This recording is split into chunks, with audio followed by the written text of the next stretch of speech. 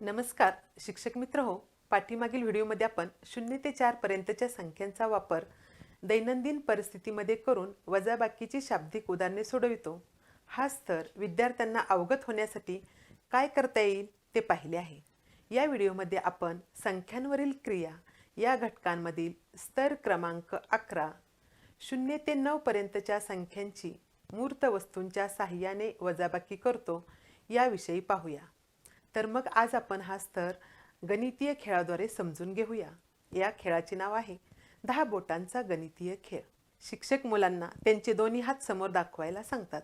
विद्यार्थी त्यांचे दोन्ही हात समोर दाखवतात. शिक्षक त्यांना त्यांच्या दोन्ही हातांची बोटे मोजायला सांगतात. विद्यार्थी त्यांचे दोन्ही हातांची बोटे मोजतात. 1 2 3 4 5 6 7 8 9 10. अरे वा, छान. आपली दोन्ही हाताची मिळून 10 बोटे झाली. बरोबर आहे. पण अरे, आपल्याला तर 0 ते 9 वजाबाकी करायची. मग ही तर बोटे 10 झाली आहेत. मग काय करता येईल? बरोबर, एक बोट कमी केले, आता उरली 9. चला तर मग आपण या 9 बोटांच्या मदतीने वजाबाकीचा खेळ खेळणार आहोत. ठीक आहे. तुमच्या 9 बोटांपैकी 2 बोटे कमी करा. विद्यार्थी त्यांची 2 बोटे कमी करतात. 1 2. शिक्षक त्यांना उरलेली बोटे मोजायला सांगतात. विद्यार्थी त्यांची उरलेली बोटे मोजतात. 1 2 3 4 5 6 7. छान. म्हणजे तुमच्या 9 बोटांपैकी तुम्ही 2 बोटे कमी केली तेव्हा उरली 7.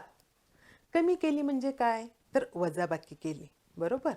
मग अशाच पद्धतीने आपण वजाबाकीचा घटक वेगवेगळ्या खेळाद्वारे उपक्रमाद्वारे घेणार आहोत. वजाबाकीचा सराव होण्यासाठी शिक्षक वर्गातील एका विद्यार्थ्याला पुढे बोलवतात आणि त्याला खडू घ्यायला सांगतात. राजू, तू पुढे ये आणि 9 खडू घे. राजू 9 खडू घेतो. 1 2 3 4 5 6 7 8 9. बरोबर. आता यातले 3 खडू तुझ्या मित्राला दे. राजू यातले 3 खडू त्याच्या मित्राला देतो. 1 2 3. राजू, आता किती खडू उरले सांग बरं. राजू खडू मोजतो. 1 2 3 4 5 6. बरोबर. म्हणजे राजूकडे खडू होते 9, त्यातले त्याने मित्राला दिले 3. राजूकडे उरले 6. बघा, राजूने दिले म्हणजे काय झालं? कमी झालं. मग आलं ना लक्षात? कमी होणं म्हणजेच वजाबाकी, देणं म्हणजेच वजाबाकी. अशाच पद्धतीने आपण वजाबाकीचा सराव होण्यासाठी अजून वेगवेगळे खेळ उपक्रम घेणार आहोत. वजाबाकी हा घटक विद्यार्थ्यांमध्ये किती समजला आहे हे पाहण्यासाठी शिक्षक अजून काही खेळ उपक्रम घेऊ शकतात. तर असाच एक पुढचा उपक्रम आहे, तो म्हणजे वजाबाकीची गोष्ट तयार करणे. बेरजेच्या घटकामध्ये आपण जशी बेरजेची गोष्ट तयार केली होती तशी आज आपण वजाबाकीची गोष्ट तयार करणार आहोत. एका डोंगरात 9 म्हशी चरत होत्या. त्यापैकी 4 म्हशी पाणी प्यायला गेल्या, तर तिथे किती शिल्लक राहिल्या? विद्यार्थी त्यांच्याजवळ उपलब्ध असलेल्या वस्तूंच्या मदतीने ही वजाबाकी करतात. विद्यार्थी 9 वस्तू घेतात. 1 2 3 4 5 6 7 8 9.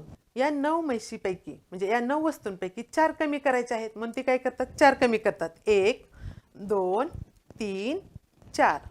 मग शिल्लक किती राहिल्या? 1 2 3 4 आणि 5.